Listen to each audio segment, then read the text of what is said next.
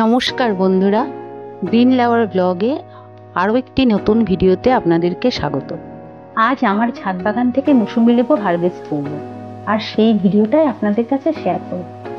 নিজের ছাদ বাগান থেকে যে কোনো ফল তোলার মধ্যে কী যে আনন্দ, যে না করেছে সে কখনোই বুঝতে পারবে না। আমি অনেক কষ্ট করে গাছগুলোর যত্ন নিয়ে থাকি, আর অবশেষে সেই গাছ থেকে ফল তোলা আনন্দও অসীম।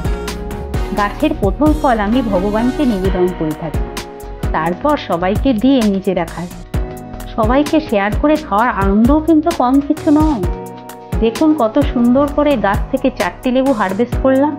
লেবুগুলো খেতে যেমন মিষ্টি তেমন রসালো।